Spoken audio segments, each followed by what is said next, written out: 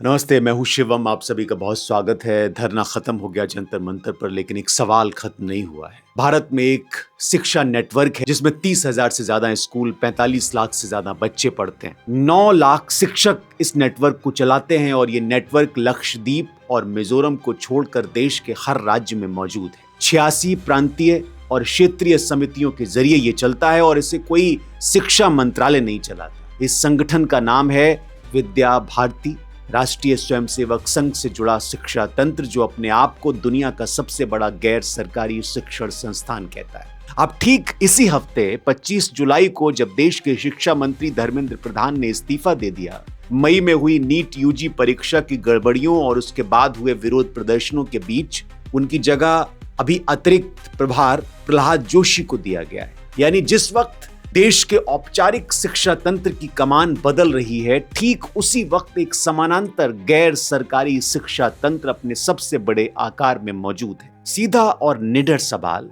क्या ये सिर्फ एक स्वयंसेवी संगठन की सफलता की कहानी है, या ये उस बड़े बदलाव की कहानी है जिसमें भारत की सरकार धीरे धीरे अपनी जिम्मेदारियों से पीछे हट रही है और उस खाली जगह को कोई और भर रहा है? इस रिपोर्ट में, आज की रिपोर्ट में, हम आपको बताएंगे अगले 8वें मिनट में वो सुप्रीम कोर्ट का फैसला क्या है जिसमें अदालत को खुद कहना पड़ा कि गरीब बच्चों के लिए स्कूल का दरवाजा खुला रखना अब एक राष्ट्रीय मिशन बन चुका है, क्योंकि सामान्य कानून काम नहीं कर रहा। 2 कहानियां हैं और दोनों की जड़ें एक दशक में हैं।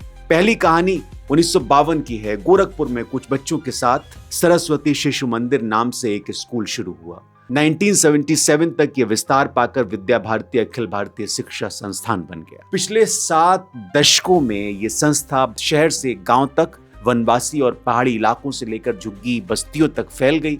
शिशु वाटिका से लेकर उच्च शिक्षा संस्थान और शिक्षक प्रशिक्षण केंद्र तक संघ परिवार से जुड़े दूसरे संगठन भी इसी दायरे में काम करते। दूसरी कहानी 1966 की। कोठारी आयोग ने सिफारिश की थी कि भारत को अपनी जीडीपी का 6% शिक्षा पर खर्च करना चाहिए। मैं कई स्टोरी में ये बात करता। 20 में जब नई शिक्षा नीति आई तो उसमें वही 6% का लक्ष्य फिर दोहराया गया, कस्तूरी रंगन समिति की सिफारिशों के आधार पर। लेकिन सरकार का अपना आंकड़ा बताता है कि 21-22 में भारत का कुल शिक्षा जीडीपी का जो था वो 4.12% था। 60 साल में वादा वही रहा, आंकड़ा वहीं अटका रहा। तो जब सरकारी तंत्र 60 साल से अपने ही वादे पर नहीं पहुंच पाया, उस खाली जगह में किसने कदम रखा? यही वो सवाल है जो अगले हिस्से में हम आपको बताएंगे। अब एक आप सिस्टम समझिए, कदम दर कदम कहां फेल होता है ये सिस्टम।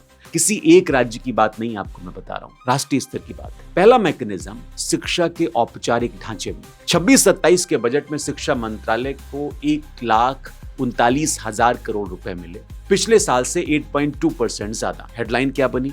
अब तक का सबसे बड़ा शिक्षा बजट।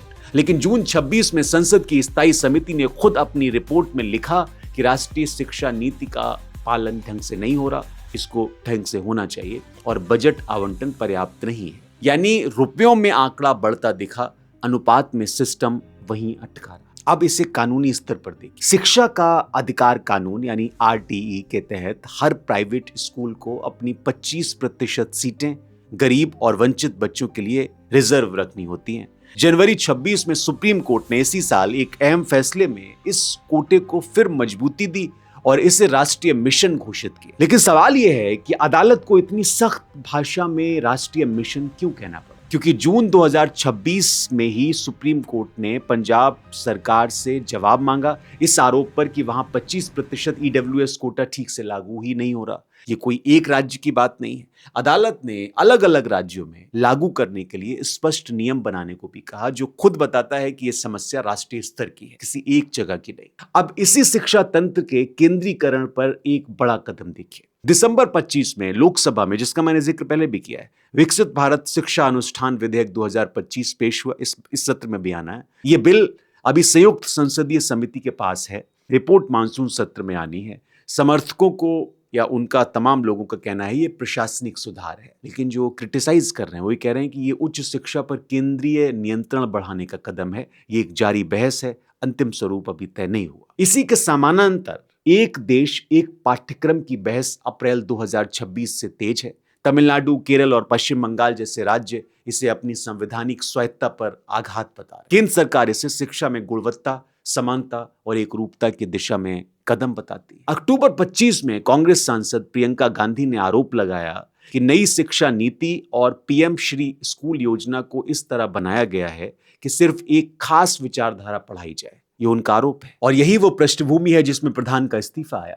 इस्तीफे की तात्कालिक और आधिकारिक वजह भले ही मई 26 की नीट यूजी परीक्षा की गड़बड़ियां और उसके बाद जंतर मंतर पर हुआ प्रदर्शन हो, लेकिन उनके कार्यकाल के दौरान विपक्ष और कुछ इतिहासकारों का ये आरोप भी सुर्खियों में रहा कि पाठ्यक्रम में बदलाव के जरिए इतिहास के कुछ हिस्सों को हटाया जा रहा है। ये एक अलग समानांतर विवाद है जिसे इस्तीफे का सीधा कारण नहीं कहा जा सकता, लेकिन ये उसी बड़ी बहस का हिस्सा है कि पाठ्यक्रम पर नियंत्रण किसके हाथ में है। तो पैटर्न आप अगर इन सब चीजों का देखें तो दोनों सेक्टर में जहां औपचारिक ढांचा या तो पीछे हटता है या भार बांटने में लड़खड़ाता है, वहां या तो कोई गैर सरकारी ताकत जगह भरती है या बोझ उस तरफ शिफ्ट होता है जहां प्रतिरोध सबसे कमजोर है। वो थ्योरी मैं आपको बताता हूं जिस पर यह पूरी कहानी टिकी है। सरकार के लिए ग्राहक नागरिक से ज्यादा फायदेमंद क्यों साबित होता है? एक नागरिक के पास अधिकार होते हैं, संवैधानिक, सामूहिक और मांगने लायक। जब कोई नागरिक शिक्षा या बिजली को अपना अधिकार मानता है तो वो संगठित होकर सवाल पूछ सकता है, जैसे जंतर मंतर पर हुआ,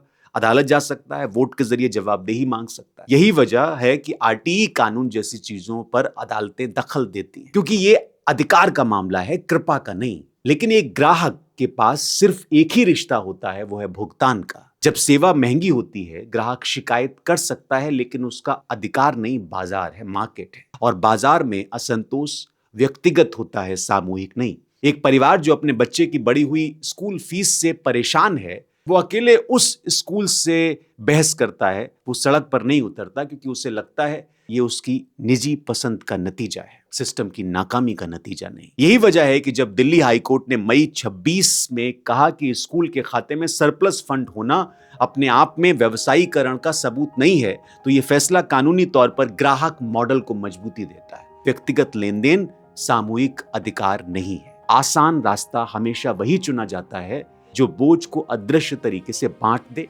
यानी ग्राहक मॉडल। अब शिक्षा के दूसरे धागे को यहां जोड़िए। जब सरकारी तंत्र 60 साल से अपने ही जीडीपी लक्ष्य तक नहीं पहुंच पाया, तो उस खाली जगह में विद्या भारती जैसा 30,000 स्कूलों वाला नेटवर्क कैसे इतना बड़ा हो गया? इसका जवाब भी उसी नागरिक बनाम ग्राहक थ्योरी में छिपा हुआ। जहां राज्य पीछे हटता है, वहां या तो बाजार भरता है, प्राइवेट स्कूल फीस के जरिए, या कोई वैचारिक सामाजिक संगठन भरता है जो शिक्षा को अधिकार नहीं, केवल सेवा और संस्कार के तौर पर पेश करता है। दोनों ही सूरतों में राज्य अपनी सीधी अकाउंटेबिलिटी से हट जाता है, क्योंकि अब सवाल पूछने वाला माता पिता किसी मंत्रालय से नहीं, किसी निजी संस्था या स्कूल प्रबंधन से मुखातिब है। अब दूसरा पक्ष सुनिए जो आपको सुनना चाहिए।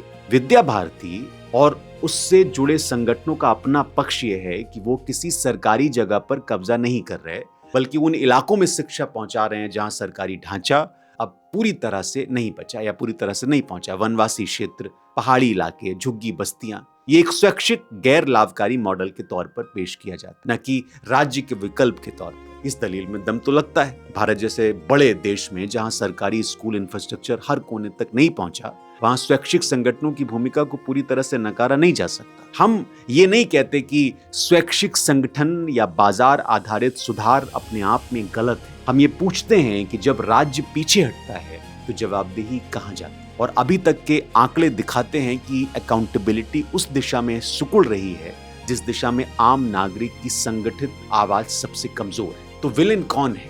अगर आप सोच रहे हैं कि इस कहानी का जवाब कोई एक संगठन, कोई एक मंत्री या कोई एक पार्टी है, तो आप गलत हैं। असली विलेन एक डिजाइन है जो बनाया गया, एक ऐसा सिस्टम, एक ऐसा डिजाइन जो हर बार सबसे आसान रास्ता चुनता है, जहां जिम्मेदारी बंट जाए और जवाबदेही धुंधली हो जाए। जब राज्य पीछे हटता है, कोई और ताकत बाजार हो या कोई संगठित सामाजिक वैचारिक नेटवर्क हो, वो जगह भर देती है। और हर बार आम नागरिक, अधिकार मांगने वाला कम और सेवा खरीदने वाला ग्राहक ज्यादा बन जाता है। सामूहिक दबाव की सरकार से अकाउंटेबिलिटी मांग सकता है, लेकिन एक कंज्यूमर सामूहिक दबाव नहीं बना, एक नागरिक सामूहिक दबाव बना। नए शिक्षा मंत्री और उनकी जड़ें कितनी गहरी हैं, इसके लिए आपको बहुत मेहनत मशक्कत करने की जरूरत नहीं है। वो उसी नर्सरी से निकले हैं जिस नर्सरी से धर्मेंद्र प्रधान निकले। और अगर आपको ये स्टोरी अच्छी लगी हो तो जरूर मुझे बताइए।